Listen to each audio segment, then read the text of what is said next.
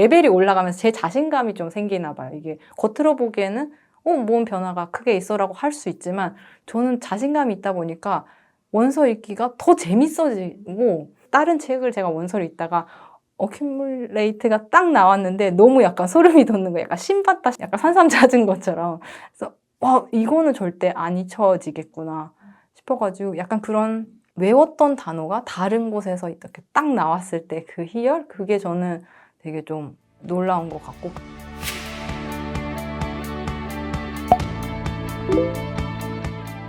이거는 약간 미련 같은 것 때문도 있어요. 영어를 약간 항상 우리가 뭐 중학교 때부터 시작하든 뭐 이렇게 했는데 그걸 못 해왔잖아요. 정복을 못 했다는 거. 그게 너무 분한 거예요.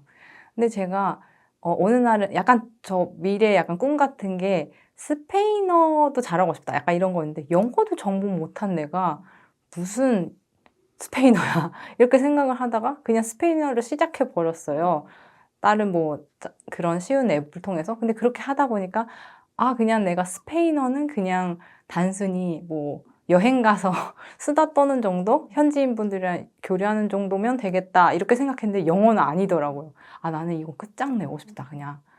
그냥 뭐 비즈니스도 할 수 있고 그냥 내가 이걸로는 자료 정보 얻는 거에는 좀 확실히 하고 싶다 이 생각이 들어가지고 영어 공부를 해야겠다고 느꼈고, 사실 그 밑바탕에 제가 영어로 글 쓰고 싶다, 영어로 책을 내고 싶다 이것도 있었거든요.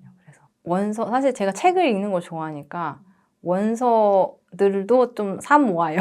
모은다기보다 원서들도 사는데 그 책들을 막 몇 페이지 보다가 말고 막 그런 책들이 많거든요. 그래서 되게 그것도 심적으로 되게 빚진 것처럼 부채의식이 되게 남아요. 나는 이렇게 사놓고 공부도 안 하는구나. 근데 영독단을 하니까 이게 단어들이 점점 제가 초반 단어들, 그러니까 많이 자주 나오는 단어들을 외우는 거잖아요. 그러니까 자신감이, 레벨이 올라가면서 제 자신감이 좀 생기나 봐요. 이게 겉으로 보기에는 뭔 변화가 크게 있어라고 할 수 있지만 저는 자신감이 있다 보니까 원서 읽기가 더 재밌어지고, 예전에는 한 페이지 읽는 게 겨우거든요. 근데 지금은 약간 그냥 번역서를 읽듯이 이 내용에서 막 쑥쑥쑥 막 읽게 되는 거예요. 그래서 그런 것 자체가 너무 신기하고, 이게 영어에 편해진다는 거는 정보 습득에 있어서 되게 우위를 차지하는 거잖아요. 그래서 뭔 정보를 찾으려고 할 때 일단 영어로 검색해보게 되는 거예요, 구글을. 왜 구글링 하냐 하는데 솔직히 영어로 하면은 정보의 양이 압도적으로 많아지잖아요. 양질의 정보를 그렇게 찾을 수 있게 그게 되게 편해졌다는 게 저에게 큰 변화인 것 같아요. 그래서 그냥 영어가 제 일상이 된 거? 제가 accumulate인가? 그게 쌓이다 그거가 있었는데 거기 영독단에서 한 분이 ignite라는 그 불을 켜다 그거를 그림으로 그려주신 적이 있었어요. 그래서 이그나이트의 아이를 되게 촛불처럼 그려가지고 딱 표현을 해주셨는데 그게 너무 기억이 나서 저는 이제 이그나이트라든지 킨들도 약간 밝히는 그런 거잖아요. 우리 책 읽는 그 아마존 킨들도 그런 단어가 완전 머릿속에 꽂힌 거예요. 그래서 이미지화, 시각화가 되게 중요하구나 딱 했는데 accumulate라는 쌓이다 그 단어가 영독단에도 나오는데 그걸 제가 그 생각하니까 되게 accumulate 그거를 약간 쌓는 것처럼 그 단어들이 약간 쌓는 그걸 그림으로 그냥 끄적였었어요. 근데 그렇게 하다 보니까 되게 기억에 남아가지고, 근데 다른 책을 제가 원서를 읽다가 accumulate가 딱 나왔는데 너무 약간 소름이 돋는 거예요. 약간 신받다, 약간 그걸 딱 찾은 것처럼, 약간 산삼 찾은 것처럼. 그래서 이거는 절대 안 잊혀지겠구나 싶어가지고 약간 그런 외웠던 단어가 다른 곳에서 이렇게 딱 나왔을 때 그 희열? 그게 저는 되게 좀 놀라운 것 같고, 그게 또 다른 데서 되게 자주 나오니까 아무래도 우선순위, 앞순위 이런 단어기 때문에, 그래서 그런 면에 있어서 되게 기운이 엄청 좋은 것 같아요.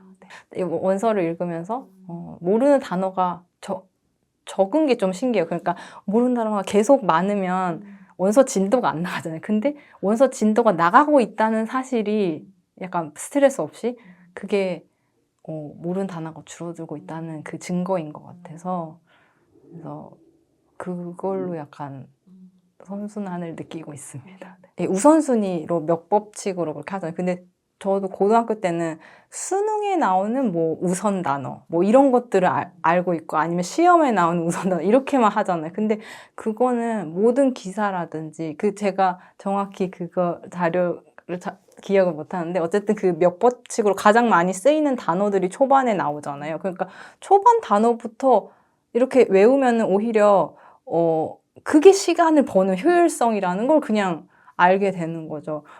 제가 막 원서 읽기도 했었는데 매번 좌절했던 이유가 늘 모르는 단어가 나와요. 근데 그 단어는 쌓이기만 하는 거죠. 근데 영독단은 초반 거를 그냥 씹어 먹으면 결국에는 끝에 나오는 어쩌다가 나오는 것들은 그냥 찾아보면 되기도 하고 초반에 거만 제대로 하면은 대부분의 90%, 98% 정도를 이해가 할 수 있으니까 그러니까 그런 거에 있어서 그냥 무심할 여지가 없었죠. 뭐 한 달을 이상을 해본 적이 없었던 제가 영독단은 제가 진짜 매일 꾸준히 진짜 매일이라는 게 사실 되게 중요해요. 근데 이거를 1년 이상을 한 거예요. 그리고 그것도 1년 이상 매일 했으니까 너무 힘들다가 아니라 그냥 꾸준히 나아갈 뿐. 약간 저의 습관이 된 거예요. 그냥 오늘도 하고 내일도 할 거고 앞으로도 쭉 그 체인이 있거든요. 이게 체인을 끊기지 않게 하는 게 되게 중요한데 그렇게 할 수 있게끔 만든 게 영독단 서비스였던 것 같습니다. 네. 영독단 진짜 너무너무 장점이라고 생각하는 게 예문이에요, 예문. 그 명언 스피치 부분이 너무 마음에 들어요. 사실 이게 우리는 단어장 공부를 되게 많이 하잖아요. 근데 되게 많은 분들이 아시겠지만 영단어 있고 그 뜻 있고 막 이렇게 보면서 접어서 막 외우고 이랬었잖아요. 근데 그게 정말 지루하단 말이에요. 그리고 또 뭐 예문도 찾거나 아니면 이미 나와 있는 거 하는데 그 예문들이 그냥 랜덤으로 우리가 사전에서 본 예문들의 심장이 뛰긴 쉽지 않거든요. 근데 영독단에서는 예문이 3가지가 있는데 스피치 명언 그리고 일반 예문 그리고 고전 예문이 있어요. 고전은 막 고전에서 문학 소설에서 나온 예문이나 이런 거여서 꽤 어렵기도 하고 이런데 저는 그 스피치 예문이 너무 좋은 거예요. 그 단어를 외우는 것뿐만이 아니라 그 스피치의 심장 강타당해서 그날 그 스피치 그 문장을 음미하면서 그걸로 저는 영작을 하거든요. 그러니까 영작한다는 게 그냥 나는 오늘 뭐 했다라는 일기 그게 아니라 영작 한 줄 외우지 못한 단어가 제가 있으면 그 단어를 따로 스프레드 시트에 옮겨 적고 스피치 예문을 적어요. 그 다음에 그렇게 쌓아놓은 게 있잖아요. 그러면은 오늘 이 단어를 내가 외워야겠다 싶으면 그 단어가 들어간 스피치 쓰고 내가 이 스피치에 어떤 감정을 느꼈냐를 영작을 한 줄 이상 하거든요. 근데 그렇게 하면 더 오래 기억을 할 수 있게 되거든요. 그냥 스피치 문장만 외우자 이게 아니라 그 감정까지 제 감정까지 섞어서 뭔가 글을 쓴 거니까 그래서 그런 식으로 할 수 있는 그러니까 예문이 진짜 한번 보시면은 되게 공감하실 것 같아요. 그래서 그 스피치가 저는 정말 장점이라고 생각을 하고 또 하나는 그 매일매일 할 수 있게 약간 게이미피케이션이라고 저는 생각하는데 그 스탬프들을 찍히잖아요. 그게 나는 그러면 평균이 나와요. 내가 뭐 얼마나 공부를 했나? 그러니까 퀴즈를 푼 시간이 이게 나오니까.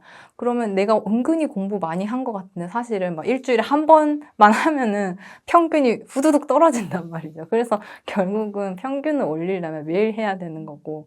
그러니까 그걸 또 눈으로 볼 수 있으니까. 그래서 이게 스탬프가 매달 채워지잖아요. 파란색으로 꽉꽉 채워지면 그렇게 뿌듯할 수가 없습니다.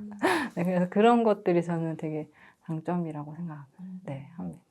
영독단은 제가 일단 거기에 그 학습 그 표시된 스탬프들 그게 있잖아요. 그러니까 그게 매일매일 찍혀 있어야지 하나라도 빠져 입 빠진 느낌이잖아요. 그러니까 그거를 어떻게든 막으려고 제가 계속 하는 것도 있었어요. 그러니까 그 재미가 있거든요. 약간 이게 그 습관을 만드는 거에서도 체인을 끊어지지 않게 해라라는 게 중요하다고. 그러면 한 열흘 했다가 또 끊어지면 또 다시 제로부터 시작이잖아요. 그게 되게 아까운 거거든요. 근데 그거를 그냥 어제 이었으니까 오늘도 이어가고 하다 보면 되게 아까운 거예요. 오늘 안 하는 게. 그러니까 그냥 10분이라도 하자. 15분이라도 하자. 이렇게 되니까 일단 그 하루하루 매일매일 하기로 일단 접근을 해보셨으면 좋겠고 저는 그렇게 퀴즈 풀기로 일단 하거든요. 근데 그 퀴즈에서도 특히 저는 독해 퀴즈가 너무 좋아가지고 독해 퀴즈는 사실 거기에 나오는